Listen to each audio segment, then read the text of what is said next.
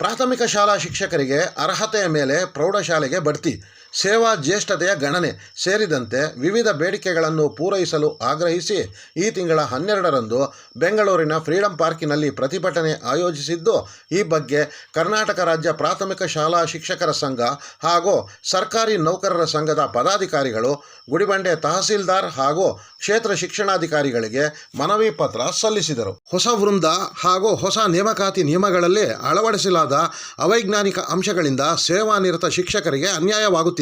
ಸರ್ಕಾರದ ಇಂತಹ ತೀರ್ಮಾನದಿಂದ ಅರ್ಹ ಶಿಕ್ಷಕರು ಯಾವುದೇ ಬಡ್ತಿ ಇಲ್ಲದೆ ನಿವೃತ್ತರಾಗಬೇಕಾಗಿದೆ.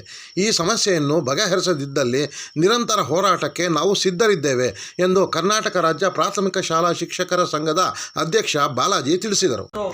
ನಮ್ಮ ರಾಜ್ಯದಲ್ಲಿ 2017ಕ್ಕಿಂತ ಮುಂಚೆ ಆಗಿರ್ತಕ್ಕಂಥ ಕಾನೂನಿನ ವಿರುದ್ಧ ಇವತ್ತು ಹೋರಾಟಕ್ಕೆ 1,88,000 ಶಿಕ್ಷಕರು ರಾಜ್ಯದಾದ್ಯಂತ ಹೋರಾಟವನ್ನು ಹಮ್ಮಿಕೊಂಡಿದ್ದೀವಿ. ಇದರಲ್ಲಿ ಮೊದಲು 2017-16ಕ್ಕಿಂತ ಮುಂಚೆ ಆಗಿರ್ತಕ್ಕಂಥ ಎಲ್ಲ ಶಿಕ್ಷಕರನ್ನು ಸರ್ಕಾರ PST ಅಂತಕ್ಕಂಥದ್ದನ್ನು ಮಾಡಿದೆ. ಅವರಿಗೆ ಯಾವುದೇ ರೀತಿಯಾಗಿರ್ತಕ್ಕಂಥ ಮುಂಬಡ್ತಿ ಆಗಲಿ, ಯಾವುದೇ ರೀತಿಯಾಗಿರ್ತಕ್ಕಂಥ ಕಾನೂನು ರೀತಿಯ ಬರ್ತಕ್ಕಂಥ ಸೌಲಭ್ಯಗಳಾಗಲಿ ಸರ್ಕಾರ ಕಿತ್ತುಕೊಂಡಿದೆ.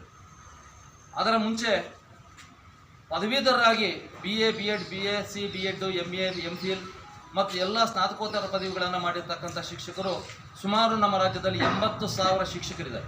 ಅವರಿಗೆ ಯಾವುದೇ ರೀತಿಯಾಗಿರ್ತಕ್ಕಂಥ ಪ್ರೌಢಶಾಲೆಗಳ ಬಡ್ತಿ ಆಗಲಿ, ಪ್ರಮೋಷನ್ಸ್ ಆಗಲಿ ಯಾವುದು ಕೊಡದೆ ಅವ್ರಿಗೆ ಅದೇ ರೀತಿಯಲ್ಲಿ ಪ್ರಾಥಮಿಕದಲ್ಲಿ 1ರಿಂದ 5ನೇ ತರಗತಿಗೆ ಮಾತ್ರ ಸೀಮಿತಗೊಳಿಸಿರ್ತಕ್ಕಂಥದ್ದು ಸರ್ಕಾರ ಮಾಡಿದೆ.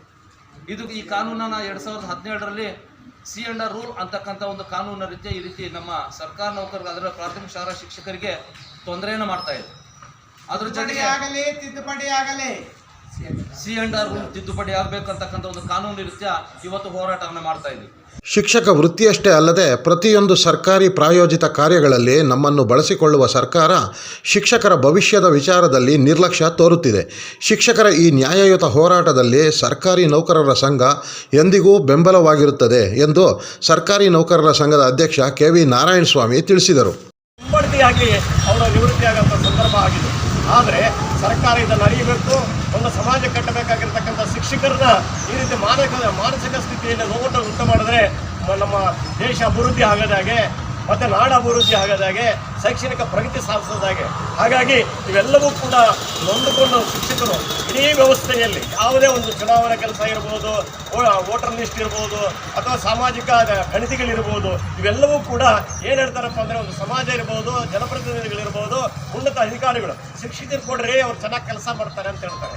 ಅಂತ ಚೆನ್ನಾಗಿ ಕೆಲಸ ಮಾಡ್ತಾರೆ ಅಂತ ಸಮಾಜದಲ್ಲಿ ಹೆಸರನ್ನು ತಗೊಂಡಿರ್ತಕ್ಕಂಥ ಶಿಕ್ಷಕರಿಗೆ ಹಿಂಬಡ್ತಿ ನೀಡಿ ಅವಮಾನ ಮಾಡ್ತಾ ಇರ್ತಕ್ಕಂಥದ್ದು ಇದು ಶೋಚನೀಯವಾಗಿದೆ. ಹಾಗಾಗಿ ಇದುವರೆಗೂ ಕೂಡ ತಡೆದಿದ್ದೀವಿ. ಸರ್ಕಾರ ಈ ರೀತಿ PST ಮತ್ತು GPT ಅಂದಾಗ ನಾವು 6-7 ಏನಾದರೂ ಇವತ್ತು ಬಿಟ್ಟು ಏನಾದರೂ ನಾವು LPS ಬಂದಿದ್ದೀವಿ ಅಂದರೆ ಇಡೀ ವ್ಯವಸ್ಥೆಯ ಹಾಳಾಗತ್ತೆ. ಇದೇ ಸಮಯದಲ್ಲಿ ಸಂಘದ ಪ್ರಧಾನ ಕಾರ್ಯದರ್ಶಿ V. ಶ್ರೀರಾಮಪ್ಪ ಮಾತನಾಡಿದರು. ಮರುನಾಮಕರಣ ಮಾಡಬೇಕು ಅಂತೇಳಿ ನಮ್ಮ ಹೋರಾಟ ಇದೆ.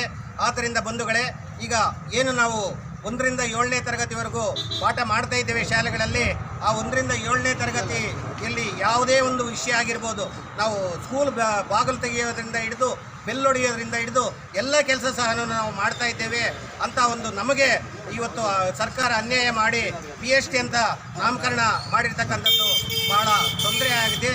ಆದ್ದರಿಂದ C&R ರೂಲ್ ತಿದ್ದುಪಡಿ ಆಗಬೇಕು. ವೃಂದ ಮತ್ತು ನೇಮಕಾತಿ ಅಂತ ಅದು ತಿದ್ದುಪಡಿ ಆಗಲೇಬೇಕು.